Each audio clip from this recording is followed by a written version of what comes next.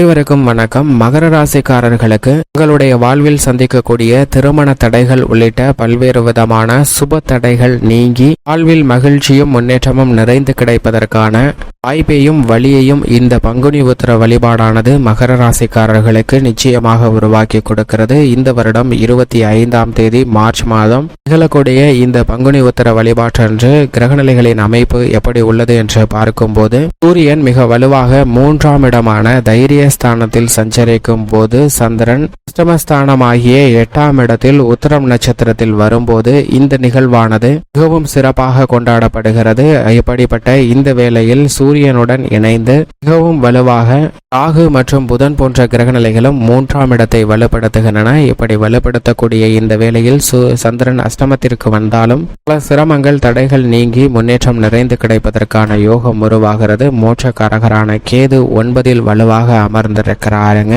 முழு சுபகிரகமாக இருக்கக்கூடிய குரு மிகவும் வலுவாக சுகஸ்தானத்தில் அமர்ந்திருக்கிறார். இன்றைய தினத்தில் ராசிக்கு மிகவும் சகாயமானவராக இருக்கக்கூடிய சுக்கிரன் 2இல் வலுவாக இருக்கிறார். ராஜயோகாதிபதியான செவ்வாயும் வலுவாக இருக்கிறார். 2ஆம் இடத்தில் ராசியின் அதிபதியான சனி ஆட்சி பலம் பெற்று சஞ்சரிக்கிறாருங்க. எனவே இந்த தருணத்தில் குடும்பஸ்தானம் மிகவும் வலுவுள்ளதாக பார்க்கப்படுகிறது. தனஸ்தானமும் வலுவடையக்கூடிய இந்த வேளையில் அற்புதமான பல நன்மைகள் மகர ராசிக்காரர்களுக்கு நிச்சயமாக கிட்டும்.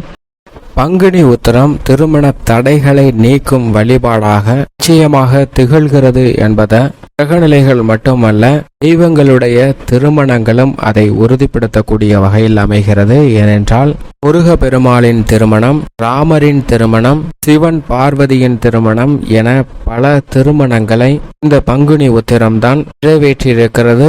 எனவே பல்வேறு வகையில வாழ்வில் சந்திக்கக்கூடிய திருமண தடைகள் நீங்குவதற்கு மிக முக்கிய வழிபாடாக இந்த பங்குனி உத்திர வழிபாடு அமைந்துள்ளது. பொதுவாக மீன ராசியில் சூரியன் இருக்கும் போது உத்திர நட்சத்திரம் வரும் வேளையில் இந்த பங்குனி உத்திரமானது கொண்டாடப்படுகிறது. இந்த பங்குனி உத்திரத்தில் பல்வேறு வகையான திருமண வைபோகங்கள் நடந்திருக்கின்றன. ராமாயணத்தில் ராமர் திருமணம் நடந்தபோது அவருடன் சேர்த்து பரதன், சத்ருகனன், லக்ஷ்மணன் ஆகியோரின் திருமணமும் முடிந்தது இந்த நன்னாளில்தான் என்று சொல்லப்படுகிறது. அயோத்தியில் அந்த விஸ்வாமித்திரர் தசரத மகாராஜாவிடம் வனத்தில் முனிவர்களை தியானம் செய்ய விடாமல், யாகம் செய்ய விடாமல் தீய சக்திகள் எடுத்து வருகின்றன. அவற்றை அழிப்பதற்காக தன்னுடன் ராமன் மற்றும் லக்ஷ்மணனை அனுப்பி வைக்க வேண்டும் என்று கேட்கிறார். தசரதனின் ஒப்புதல் வழங்கப்படுகிறது. இதை ஏற்று ராமர், லக்ஷ்மணர் இருவரும் சென்று அங்கு யாகத்திற்கு இடையூறாக இருந்த பாடகை என்ற அரக்கியை அழித்தனர். பின்பு அங்கிருந்து புறப்பட்டு செல்லும் வழியில் அகலியின் சாபம் நீக்கினார் ராமர். பின்னர் அவர் ஜனகர் ஆட்சி செய்து வந்த மிதிலாபுரி நோக்கி சென்றார். நிலத்தை உழுதபோது பூமியில் புதைந்திருந்த பெட்டிக்குள் இருந்து கிடைத்த குழந்தையை ஜனகர் வளர்த்தார். அவருக்கு சீதை தேவி என்று பெயர் சூட்டி வளர்த்து வந்தார். அவருக்கு திருமண வைபோக ஏற்பாடு செய்யப்பட்டிருந்தது. அதற்கு போட்டியாக தன்னிடம் இருக்கும் சிவதனுசுவை வளைத்து நானேற்றி வெற்றி பெறும் ஆண்மகனுக்கு திருமணம் செய்து கொடுப்பேன் என்று ஜனகர் அறிவித்திருந்தார். அதன்படி மிதிலாபுரி வந்த ராமர் சிவதனுசை தன் புஜபலத்தால் வளைத்தது மட்டுமல்லாது அந்த வில்லை உடைக்கவும் செய்தார். அப்போது ஜனகர் அங்கிருந்த தன்னுடைய புரோகிதரை நோக்கி, இவர்களுக்கு விவாகம் நடைபெற வேண்டும், அதற்கான ஏற்பாடுகளை செய்யுங்கள். மற்றொரு மகள் ஊர்மிளாவை லட்சுமணனுக்கும் என் சகோதரரின் குமாரிகளின் திருமணமும் நடைபெற வேண்டும் என்ற அறிவிப்பை வெளியிடுகிறார். இன்று மகம் நட்சத்திரம், அடுத்த 3 நாட்களில் உத்திரம் நட்சத்திரம் வருகிறது. இந்த நன்னாளில் இந்த 4 திருமணமும் நடைபெற வேண்டும் என்று குறிப்பிட அதன்படியே 4 திருமணமும் நடைபெறுகிறது. ராமர், பரதன், சத்ருகனன், லக்ஷ்மணன் ஆகிய 4 திருமணங்களும் இந்த பங்குனி உத்திர வைபோகத்தில்தான் நடைபெறுகிறது. ராமருக்கு திருமண பாக்கியம் கிடைக்கும் போது அவருடன் சேர்ந்து மற்றவர்களுக்கும் கிடைப்பது கூடுதல் சிறப்பாக பார்க்கப்படுகிறது. இதே போன்றுதான் சிவன் பார்வதி திருமணமும் இந்த பங்குனி உத்திர திருநாளில் நடைபெறுகிறது.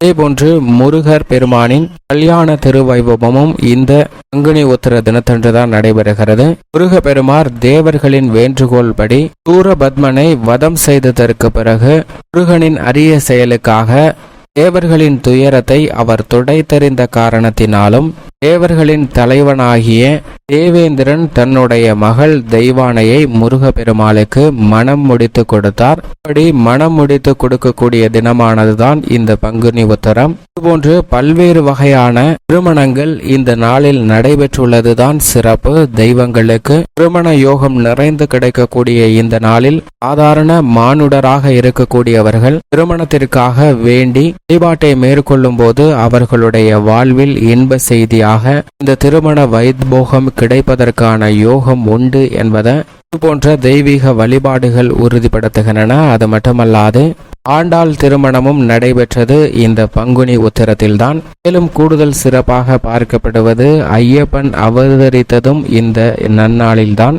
எனவேதான் இந்த நாளில் 2024 அன்று 25ஆம் தேதி மார்ச் மாதம் வருகின்ற இந்த பங்குனி உத்திர தினத்தன்று புண்ணிய நதிகளில் அல்லது குளங்களில் நீராடி ஆலயங்களில் நடைபெறுகின்ற தெய்வீக திருக்கல்யாணங்களை காண்பதன் மூலம் மிக மிக சிறப்பான விசேஷம் உங்களுடைய வாழ்வில் கிடைப்பதற்கான யோகம் உண்டு என்பதை உறுதிப்படுத்துகின்றன. அது மட்டுமல்லாது பலர் விரதம் இருந்து முருகப்பெருமானின் அறுபடை வீடுகளில் சென்று தரிசிப்பது மட்டுமல்லாது பழனி, சுவாமிமலை போன்ற தலங்களுக்கு சென்று வழிபாடு செய்வதால் மிக பெரிய அளவில் இருக்கக்கூடிய தோஷங்கள் பாதிப்புகள் விலகி தங்களுடைய வாழ்வில் திருமண பாக்கியம் மங்கள வைபோகம் நிறைந்து கிடைப்பதற்கான யோகம் உருவாகிறது. இந்த பங்குனி விரதத்தை நிச்சயமாக பெண்கள் மட்டுமல்ல ஆண்களும் கடைபிடிக்கலாம். பங்குனி உத்திர தினத்தன்று விரதம் எடுத்து தெய்வீக திருக்கல்யாணத்தை காண்பதன் மூலம் அவர்களுடைய வாழ்வில் இருக்கக்கூடிய திருமண தடைகள் நீங்கும், நல்ல வரன் கிடைத்து திருமண பாக்கியம் அமைவதற்கான யோகமும் காதல் திருமணம் செய்வதற்கான வாய்ப்பும் கிரகநிலைகளை உருவாக்கி கொடுக்கக்கூடிய ஒரு சூழ்நிலை நிச்சயமாக உருவாகும் என்பதை இந்த பங்குனி உத்திர வழிபாடானது மிக சிறப்பாக உறுதிப்படுத்துகிறது.